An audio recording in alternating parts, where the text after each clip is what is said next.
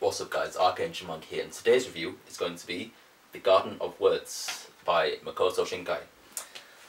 The Garden of Words follows 15-year-old Takao, who is an aspiring shoemaker, and he commutes to school, every morning, and one morning during rainy season, he decides to skip school and go to the local national garden, public garden.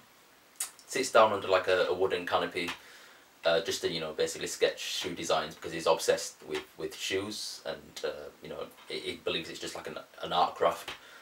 While he sits down, there's a woman sat adjacent to him, and they don't speak or anything like that, but there seems to be some sort of I guess you could say atmosphere between them. They acknowledge their each other's presence, but just sit calmly living their own life, or just doing their own thing.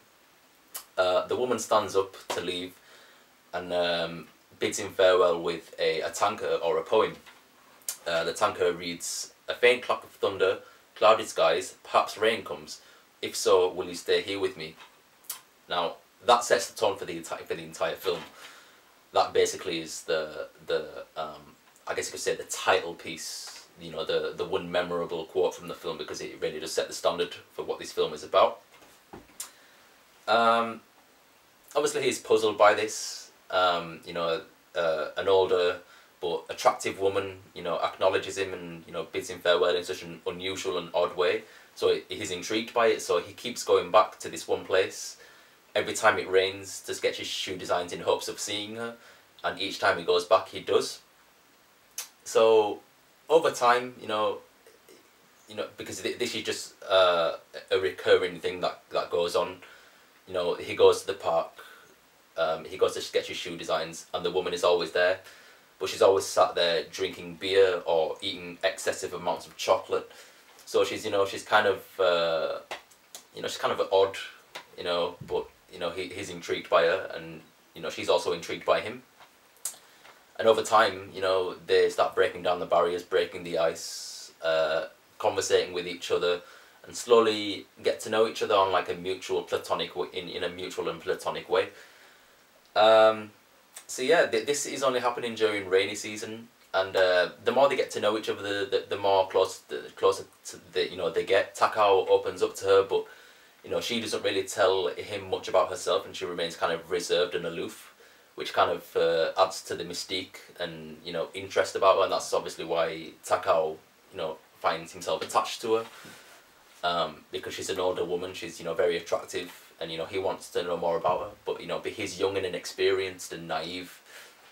But yeah, this is all happening during rainy season. But once rainy season comes to an end, they both find themselves with the predicament that once raining season ends, they will be faced with the prospect that they may never see each other again, and this prospect becomes kind of the sort of the glue that kind of bonds them together, because this film really deals with how strangers meet and bond in unexpected and unusual ways, I guess you could say. The Garden of Words is very emotionally impactful and kind of deals with the same themes that are dealt with in other films by Makoto Shinkai. Like 5 centimeters per second, where bonds are formed and then broken, or themes of unrequited love, and things along them lines. It's kind of bittersweet. Something magical happens, but nothing's firmly established. Nothing in life is written in stone, and one thing can be perfect at one point and then non-existent at the in the next point. Life just goes on, and that's a real central theme in Makoto Shinkai's works, and that's why I believe Makoto Shinkai is unique as a director, because he really focuses on human attributes and human emotions rather than lending himself to typical anime tropes. He really focuses on what it is to be human, at the end of the day, and that's something that is really evident in The Garden of Words. So yeah, that's basically the story. Takao and this mysterious woman called Yukino building a bond with each other, and it's a very odd bond considering he's 15 years old and she's in her mid to late 20s. You know, and he ends up, you know, falling in love. You know, he designs shoes, and you know, he wishes to design shoes for her. You know, that kind of thing. It's a really strange relationship, but a really pleasant one at that. One thing that heavily accents the emotion in this film is its cinematography and animation. The animation in this film was, I believe, produced by a production company called Comics Wave Films, I think, which isn't a production company I'm too heavily familiar with. I believe they also did 5 centimeters per second, but you know, I'm not too sure on that. And I think they also might have done, if I remember rightly, when I was looking up information on Wikipedia, they may have done some backgrounds for Space Dandy, but you know, that's completely unrelated. Yeah, so yeah, animation and cinematography. The animation is really great. It really shows through in its use of rain and water. You know, that's something that I guess you could say that rain is the sort of hidden primary character in this film, because it does play a major role, you know, in the plot. You know, if it wasn't rainy season, then these two characters probably would have never met. So the rain is also kind of almost like a glue to, you know, allow these two characters to come and meet together and, you know, establish a friendship that could, you know, may or may not evolve into something more. Also, that really accents the rain and you know, the characters' emotions is the film's use of lighting. There's a real sort of angelic, almost heavenly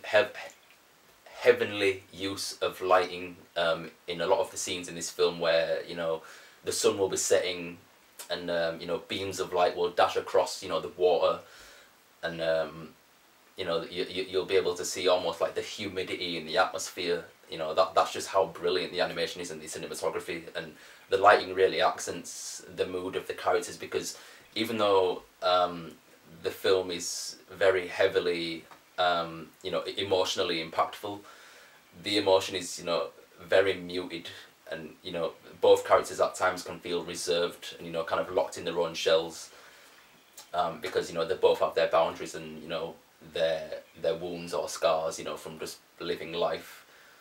And the light really plays on that, you know, if that makes any sort of coherent sense at all.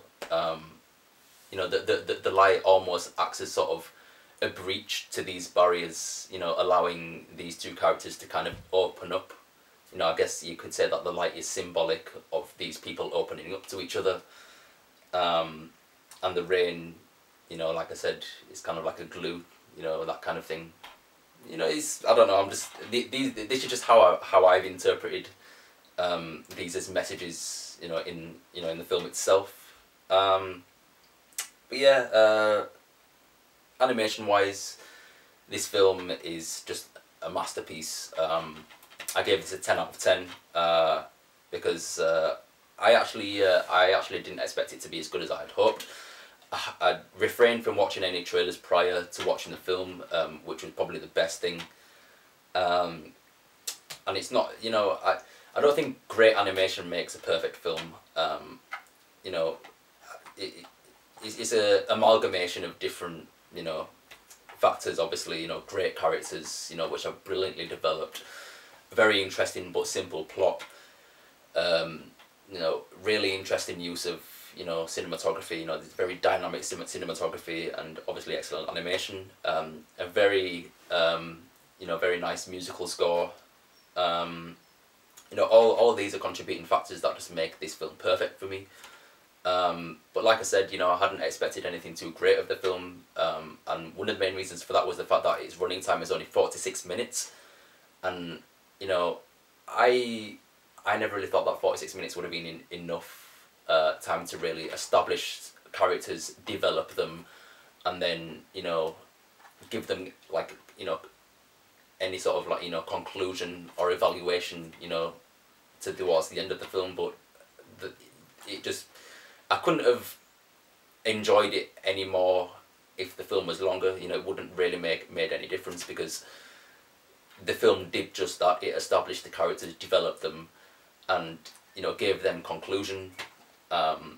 which was, you know, something I've rarely seen in any films really. You know, the ending to this film was satisfying. One thing I will say is that do not skip the credits. Watch all the way to the end. That's all I'll say.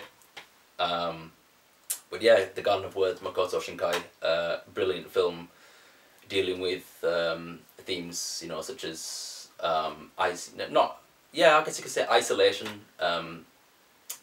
personal demons, you know, which are pretty common themes in, you know, a lot of films, but, you know, they're heavily accentuated in this film. Odd relationships, unrequited love. You know, if you like 5 centimeters per second, then I heavily recommend watching this because it is quite the tearjerker. But yeah, that's all I really have to say about the film. This is obviously the Anime Limited, the Anime Limited release. It comes with some nice extras. Comes with interviews, storyboards, English production stills, a trailer. Works of Makoto Shinkai. But the most interesting extras comes with his English and Japanese commentaries, and obviously the you know, both dubs. And I think the Japanese commentary comes with commentary from Shinkai himself. I haven't confirmed that yet because I haven't watched the Japanese commentary, but yeah, it is an absolute brilliant film. 10 out of 10. Go out and buy it. I will be swapping my DVD copy for the Blu-ray because this is a film you need to watch in Blu-ray. That's all I have for now, guys. ArchAngel Manga, signing out.